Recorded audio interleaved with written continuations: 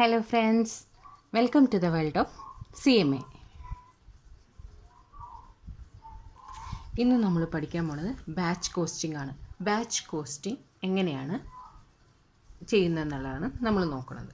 ഇപ്പോൾ batch costing എന്താണ്? Batch costing എന്ന് വെച്ചിട്ടുണ്ടെങ്കിൽ അതൊരു സ്പെസിഫിക് ഓർഡർ കോസ്റ്റിംഗ് ആണ്. ബാച്ച് കോസ്റ്റിംഗ് എന്താണ്? ഒരു സ്പെസിഫിക് ഓർഡർ കോസ്റ്റിംഗ് ആണ്.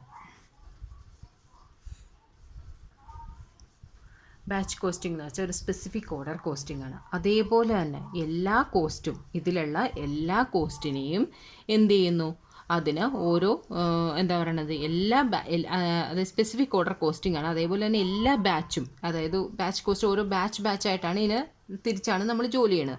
ആ ഓരോ ബാച്ചിനെയും ട്രീറ്റ് ചെയ്യണത് എങ്ങനെയാണ്? ഓരോ കോസ്റ്റ് യൂണിറ്റ് ആയിട്ടാണ് ഇതിനെ ട്രീറ്റ് ചെയ്യണത്. എല്ലാ ബാച്ചിനെയും, ഈച്ച് ബാച്ച്, ഓരോ ബാച്ചിനെയും എന്ത് ചെയ്യുന്നു, is treated as a cost unit. എല്ലാ ബാച്ചിനെയും each batch is treated as a cost unit. എല്ലാ ബാച്ചിനെയും ട്രീറ്റ് ചെയ്യണത് എന്താണ്? കോസ്റ്റ് യൂണിറ്റ് ആയിട്ടാണ് ട്രീറ്റ് ചെയ്യണത്. അതേപോലെ തന്നെ അതിലുള്ള എല്ലാ കോസ്റ്റും ഇല്ലേ, ആ ഓരോ എല്ലാ കോസ്റ്റിനെയും അക്യുമുലേറ്റ് ചെയ്യണ, അസർടെയിൻ ചെയ്യണതും എന്താണ്? ഓരോ ബാച്ച് അനുസരിച്ചാണ് അതിനെ അസർടെയിൻ ചെയ്യുക. ഒരു ബാച്ചിലുള്ളതിനെ എല്ലാ കോസ്റ്റിനെയും എന്ത് ചെയ്യും, അങ്ങനെ സെപ്പറേറ്റ് ആയിട്ടാണ് അസർടെയിൻ ചെയ്യുന്നത്. അതിനെ സെപ്പറേറ്റ് ആണ് അക്യുമുലേറ്റ് ചെയ്യണത്. അപ്പോൾ അതേപോലെ തന്നെ ഓരോ ബാച്ച് അനുസരിച്ചാണ് ഇതിലുള്ള എല്ലാ കാര്യങ്ങളും നടക്കുന്നത്. അതായത് all cost are accumulated and ascertained for each batch. Okay, ഈ ബാച്ച് കോസ്റ്റിംഗ് എന്തിലൊക്കെയാണ് നമ്മൾ യൂസ് ചെയ്യണത്, എന്തിലൊക്കെയാണ് നമ്മൾ ബാച്ച് കോസ്റ്റിംഗ് അപ്ലൈ ചെയ്യണത് എന്നുള്ളത് നോക്കിയിട്ടാണ്. ഈ റെഡിമെയ്ഡ് ഗാർമെൻറ്റ്സ് അല്ലേ, അങ്ങനെയുള്ള റെഡിമെയ്ഡ് ചെയ്യണ മാനുഫാക്ചറിങ് ഇൻഡസ്ട്രീസ്, പൊതുവായിട്ട് പറഞ്ഞിട്ടാണ് ഈ മാനുഫാക്ചറിങ്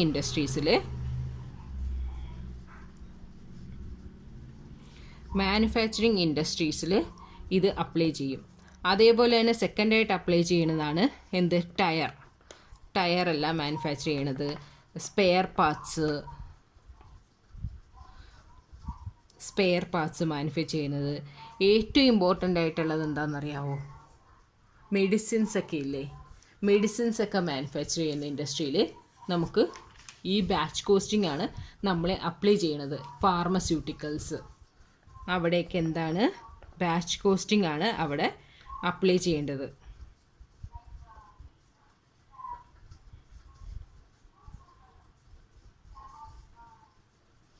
ഫാർമസ്യൂട്ടിക്കൽസിൽ നമ്മൾ എന്താ അപ്ലൈ ചെയ്യേണ്ടത്? ബാച്ച് കോസ്റ്റിംഗ് ആണ് അപ്ലൈ ചെയ്യേണ്ടത്. ഓക്കെ, ടോയ്സ് മാനുഫാക്ചറിങ്, ഇങ്ങനെയുള്ള മാനുഫാക്ചറിങ് ഇൻഡസ്ട്രീസിൽ പൊതുവെ ആയിട്ട് എന്താണ്? ബാച്ച് കോസ്റ്റിംഗ് ആണ് അപ്ലൈ ചെയ്യണത്.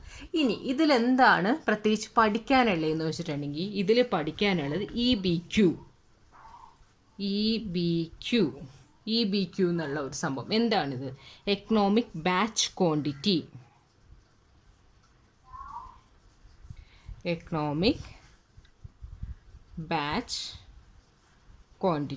അതിനെയാണ് EBQ എന്ന് പറയുന്നത്. ഇതേപോലെയുള്ള ഒന്ന് നമ്മൾ പഠിച്ചിട്ടുണ്ട് അല്ലേ? എന്താണത്? എക്കണോമിക് ഓർഡർ ക്വാണ്ടിറ്റി, EOQ എന്ന് പറഞ്ഞ് നമ്മൾ മെറ്റീരിയൽ പഠിച്ചപ്പോൾ ഒന്ന് പഠിച്ചിട്ടുണ്ട്. അതേപോലെ തന്നെയുള്ള സെയിം ഒരു മെത്തേഡ് തന്നെയാണ് എന്ത്? EBQ, economic batch quantity. അതിൻ്റെ ഫോർമുല എന്താണെന്ന് നമുക്ക് അതിൽ പഠിച്ച അതേപോലെ സിമിലാരിറ്റി ഉള്ള ഒരു ഫോർമുലയാണ് എന്താണുള്ളത്. നമ്മൾ അതിലെന്താ പഠിച്ചത്? √2AO ഡിവൈഡഡ് ബൈ C എന്ന് പഠിച്ചില്ലേ? ഇതിലെന്താണ്? √2AS. ഓയുടെ സ്ഥാനത്ത്, ഓർഡറിംഗ് കോസ്റ്റിൻ്റെ സ്ഥാനത്ത് ഇവിടെ എന്താണ്? S ആണ് വന്നത്, സെറ്റപ്പ് കോസ്റ്റ് ആണ് വന്നേക്കുന്നത്. ഓക്കെ, അത് മാത്രമേ വ്യത്യാസമുള്ളൂ. A എന്ന് വെച്ചാൽ എന്താണ്? Annual demand.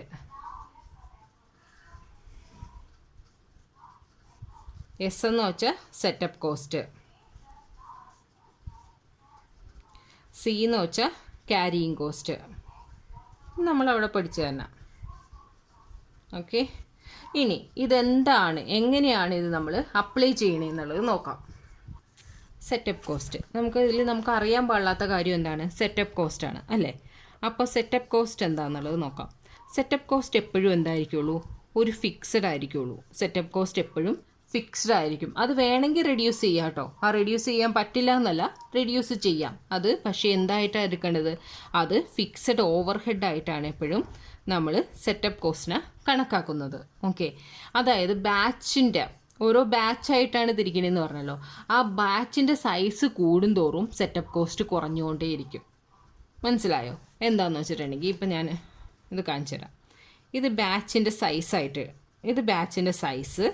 ഇനി എന്താണ് സെറ്റപ്പ് കോസ്റ്റ്, ഇനി ക്യാരിയിങ് കോസ്റ്റ്. രണ്ടിലുള്ള ഡിഫറൻസ് നമ്മൾ ഇതേപോലെ പഠിച്ചായിരുന്നു. അതിലുള്ള വ്യത്യാസമായിട്ട് കാണാം. ഫസ്റ്റ് വൺ ബാച്ചിൻ്റെ സൈസ് ലാർജ് സൈസാണെന്ന് വെച്ചോ. വലിയൊരു സൈസിലുള്ള ബാച്ചാണെന്നുണ്ടെങ്കിൽ സെറ്റപ്പ് കോസ്റ്റ് എങ്ങനെയാണ്? സെറ്റപ്പ് കോസ്റ്റ് ബാച്ചിൻ്റെ സൈസ് കൂടുന്തോറും സെറ്റപ്പ് കോസ്റ്റ് എങ്ങനെയാണ്?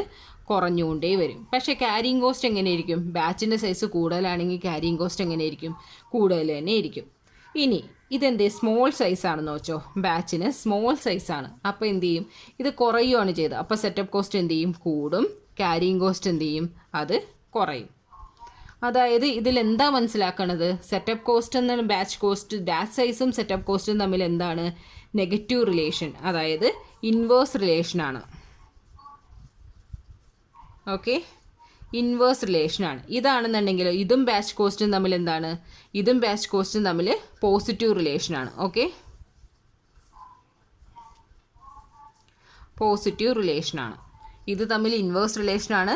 ബാച്ച് കോസ്റ്റും ക്യാരിയിങ് കോസ്റ്റും തമ്മിൽ പോസിറ്റീവ് റിലേഷനാണ്. ഓക്കെ, ഇനി ഇപ്പം ഞാനൊരു എക്സാമ്പിളായിട്ട് പറയുകയാണ്. എനിക്കൊരു എനിക്കൊരു 10,000 എന്തെങ്കിലും ഞാനിപ്പോൾ എന്താണ് ഒരു ടോയ്സ് മാനുഫാക്ചർ ചെയ്യാനായിട്ട് കൊടുക്കുകയാണ്. ഒരു 10,000 പീസസ് എന്തെങ്കിലും ഒരു കുട്ടികളുടെ എന്തെങ്കിലും ഒരു ടോയ് വേണം. 10,000 ടോയ്സ് വേണം. പക്ഷേ അതിലൊരു ബാച്ചായിട്ട് ചെയ്യുകയാണെന്നുണ്ടെങ്കിൽ ആ 10,000 എന്നുള്ളത് അവർക്ക് 1,000, അതായത് ഒരു ബാച്ചിന് 1000 ടോയ് മാത്രമേ ചെയ്യാനായിട്ട് പറ്റുള്ളൂ, മാനുഫാക്ചർ ചെയ്യാനായിട്ട് അവിടെ പറ്റുള്ളൂ. അങ്ങനെയാണെന്നുണ്ടെങ്കിൽ എനിക്ക് വേണ്ടത് എത്രയാണ്? എനിക്ക് വേണ്ട ടോയ് എന്നുള്ളത് എത്രയാണ്? 10,000 ടോയ് ആണ് വേണ്ടത്. പക്ഷേ അവരുടെ കപ്പാസിറ്റി എന്താണ്? അവരുടെ കപ്പാസിറ്റി അനുസരിച്ച് 1000 ടോയ് മാത്രമേ ഒരു ബാച്ചിൽ അലോ ചെയ്യാനായിട്ട് പറ്റുള്ളൂ, അല്ലേ? അങ്ങനെ നോക്കുകയാണെന്നുണ്ടെങ്കിൽ എനിക്ക് എത്ര വേണ്ടി വരും? 10 പ്രാവശ്യം എന്ത് ചെയ്യണം? സെറ്റപ്പ് കോസ്റ്റ് ചെയ്തുകൊണ്ടേയിരിക്കണം, അല്ലേ? 10 പ്രാവശ്യം അവർ ഇട്ട് ചെയ്യുമ്പോഴായിരിക്കുള്ളൂ എന്ത് ചെയ്യാൻ പറ്റുള്ളൂ? അവർക്കത് ചെയ്ത് എൻ്റെ ക്വാണ്ടിറ്റി, എൻ്റെ റിക്വയർമെൻറ്റ് അവർക്ക് ചെയ്ത് കൊടുക്കാനായിട്ട് പറ്റുള്ളൂ. സോ ആ 10 പ്രാവശ്യം ഞാൻ എന്ത് ചെയ്യുന്നു? ആ 10 പ്രാവശ്യം കൂടി ഞാൻ അത് ചെയ്യണ അനുസരിച്ച് സെറ്റപ്പ് കോസ്റ്റ് എന്ത് ചെയ്യുന്നു? സെറ്റപ്പ് കോസ്റ്റ് വന്നുകൊണ്ടേയിരിക്കും, അല്ലേ? ആ സെറ്റപ്പ് കോസ്റ്റ് അപ്പോൾ എത്ര പ്രാവശ്യം സെറ്റ് ചെയ്യും? അപ്പോൾ ഇത് ശരിക്കും പറഞ്ഞിട്ടുണ്ടെങ്കിൽ 1000 എന്നുള്ളത് 2000 ആവുകയാണെന്നുണ്ടെങ്കിൽ അതിലും കുറഞ്ഞു സെറ്റപ്പ് കോസ്റ്റ്, അല്ലേ? സെറ്റപ്പ് കോസ്റ്റ് അതിനനുസരിച്ച് കുറഞ്ഞു. പക്ഷേ 10,000 എന്നുള്ളത് ഇപ്പോൾ 5000 വെച്ച് ചെയ്യാന്നുണ്ടെങ്കിൽ 2 പ്രാവശ്യം വരുന്നുള്ളൂ സെറ്റപ്പ് കോസ്റ്റ്. അപ്പോൾ ആ ഒരു ഡിഫറൻസാണ് എന്ത് ചെയ്യണത്? സെറ്റപ്പ് കോസ്റ്റിൽ കാണിക്കണത്. സെറ്റപ്പ് കോസ്റ്റ് എങ്ങനെയാണോ, അതായത് സെറ്റപ്പ് കോസ്റ്റ് നമ്മൾ എന്തോരം കുറക്കാൻ പറ്റുമോ അതിനനുസരിച്ച് നമുക്ക് അതിൻ്റെ കോസ്റ്റ് കുറക്കാനായിട്ട് പറ്റും. ഇനി സെറ്റപ്പ് കോസ്റ്റ് കണ്ടുപിടിക്കാനായിട്ട് നമ്മൾ അവിടെ ഓർഡറിങ് കോസ്റ്റൊക്കെ പഠിച്ചപ്പോൾ ഒരു ഫോർമുല പഠിച്ച പോലെ തന്നെ ഇവിടെ സെറ്റപ്പ് കോസ്റ്റ് കണ്ടുപിടിക്കാനായിട്ട് ഒരു ഇതുണ്ട്. എന്താണ്? Annual demand divided by batch cost. Annual demand divided by batch cost into എന്തായിട്ട് വരും? Annual demand divided by batch cost into setup cost. അതാണ് എന്ത് കണ്ടുപിടിക്കാനുള്ളത്? സെറ്റിംഗ് കോസ്റ്റ് കണ്ടുപിടിക്കാനുള്ളത്. ഓക്കെ, സെറ്റിംഗ് കോസ്റ്റ് കണ്ടുപിടിക്കാനുള്ളത് എന്താണ്? Annual demand divided by batch cost into setup cost ആണ് എന്ത് കണ്ടുപിടിക്കാനുള്ളത്? Setting cost കണ്ടുപിടിക്കാനുള്ളത്. ഇനി ക്യാരിയിങ് കോസ്റ്റ് എന്ന് പഠിച്ചല്ലോ. ക്യാരിയിങ് കോസ്റ്റ് കണ്ടുപിടിക്കാനായിട്ട് എന്ത് ചെയ്യും? ക്യാരിയിങ് കോസ്റ്റ് കണ്ടുപിടിക്കാനായിട്ട് ബാച്ച് കോസ്റ്റ് നമ്മളത് അവിടെ പഠിച്ച പോലെ തന്നെ batch cost divided by 2 into carrying cost. Okay, ഇനി നമ്മളവിടെ പഠിച്ച പോലെ തന്നെ നമുക്ക് ഈ 2AS ഡിവൈഡഡ് ബൈ O എന്നുള്ള ഫോർമുലയിലേക്ക് എങ്ങനെയാണ് divided by C, 2AS divided by C എന്നുള്ള ഫോർമുലയിലേക്ക് എങ്ങനെയാണ് വന്നതെന്നുള്ളത് നമുക്ക് നോക്കാം. ഓക്കെ, ഇതിപ്പോൾ ഞാനൊരു വരക്കുവാണ്.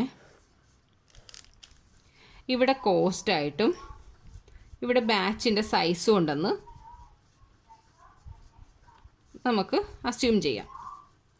ഇനി അങ്ങനെയാണെന്നുണ്ടെങ്കിൽ സെറ്റിംഗ് കോസ്റ്റ് എങ്ങനെയായിരിക്കും വന്നത്? സെറ്റിംഗ് കോസ്റ്റ് വരണത് ഇവിടെ കുറവായിരിക്കും, ഇങ്ങോട്ടായിരിക്കും കൂടുന്നത് അല്ലേ? കൂടുന്നതനുസരിച്ച് സെറ്റിംഗ് കോസ്റ്റ് കുറയും. ഇവിടെ കുറയുമ്പോൾ സെറ്റിംഗ് കോസ്റ്റ് കൂടുന്നുണ്ടാവും. അപ്പോൾ സെറ്റിംഗ് കോസ്റ്റ് എന്ത് ചെയ്യും? ഇവിടെ കുറയുകയാണ്, അപ്പോൾ കൂടും. അപ്പോൾ സെറ്റിംഗ് കോസ്റ്റ് എങ്ങനെ എടുക്കാം? ഇങ്ങനെ എടുക്കാം അല്ലേ? ഇതാണ് സെറ്റിംഗ് കോസ്റ്റ്. ഓക്കെ. ഇനി ക്യാരിയിങ് കോസ്റ്റ് നമുക്ക് എങ്ങനെ എടുക്കാം?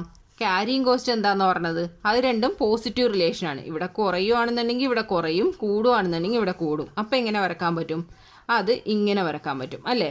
കുറയണനുസരിച്ച് കുറയും, കൂടുന്നതനുസരിച്ച് കൂടും. അപ്പോൾ ഈ രണ്ടും ജോയിൻ്റ് ആവണ ആ ഒരു പോയിൻറ്റിന് നമ്മൾ എന്ത് പറയും? അതിനെയാണ് പറയണത് EBQ. Okay, economic batch quantity എന്ന് പറയും. Okay.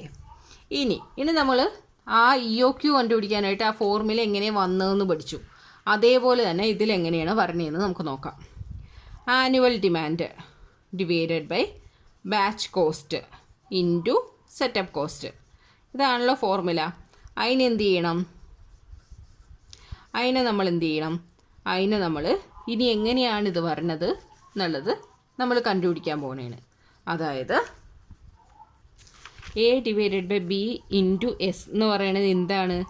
Batch cost divided by 2 ആണെന്ന് പഠിച്ചു. അങ്ങനെയാണെങ്കിൽ 2AS ഡിവൈഡഡ് ബൈ എന്തായിരിക്കും? B² C ആയിരിക്കുള്ളൂ. അങ്ങനെയാണെങ്കിൽ B² കണ്ടുപിടിക്കാൻ എന്ത് ചെയ്യണം? 2AS ഡിവൈഡഡ് ബൈ C ആയിരിക്കണം. അങ്ങനെയാണെങ്കിൽ B ആണെന്നുണ്ടെങ്കിൽ എന്ത് ചെയ്യും? √2AS divided by C. Okay, ഇതാണ് ആ ഫോർമുല എങ്ങനെയാണ് ഉണ്ടായത് എന്നുള്ളത് കണ്ടുപിടിക്കണം.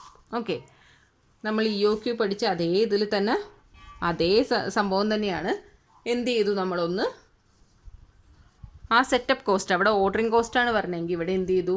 സെറ്റപ്പ് കോസ്റ്റ് വരണം. അത് മാത്രമേ ഡിഫറൻസ് ഉള്ളൂ. ഓക്കെ.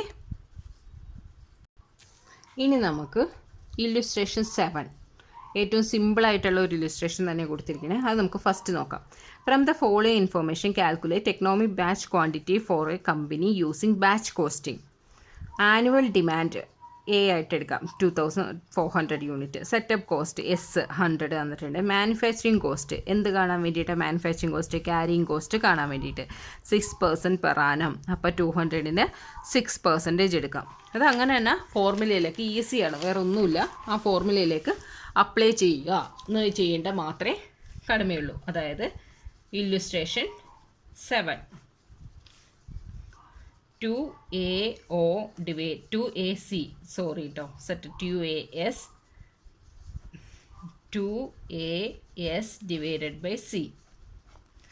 എന്ത് ചെയ്യാം? 2 ഇൻറ്റു ആനുവൽ എത്ര? 2400 into setup cost 100 divided by C എത്രയാണ്? 200 ഇൻറ്റു 6%. അതിനെ റൂട്ട് ഓഫ് ചെയ്യുമ്പോൾ എത്ര കിട്ടും? അതിനെ റൂട്ട് ഓഫ് ചെയ്യുമ്പോൾ 2 into 2400 into 100 4,80,000 divided by 200 into 6% 12. ഇതിൻ്റെ റൂട്ട് ഓഫ് കാണണം. 80,000 ഡിവൈഡഡ് ബൈ 12 40,000. ഇതിൻ്റെ റൂട്ട് എത്രയാ? റൂട്ട് 200 യൂണിറ്റാണ് ഇതിൻ്റെ ആൻസർ. ഇത് വളരെ സിമ്പിളായിട്ടുള്ള ഒരു പ്രോബ്ലമാണ് അല്ലേ? ഇത് നമുക്ക് വേറെ ഒന്നും ചെയ്യാനുണ്ടായിരുന്നില്ല. ഇതങ്ങനെ തന്നെ ഫോർമുലയിലൊക്കെ അപ്ലൈ ചെയ്യുക എന്ന് മാത്രമേ ചെയ്യാനുണ്ടായിരുന്നുള്ളൂ.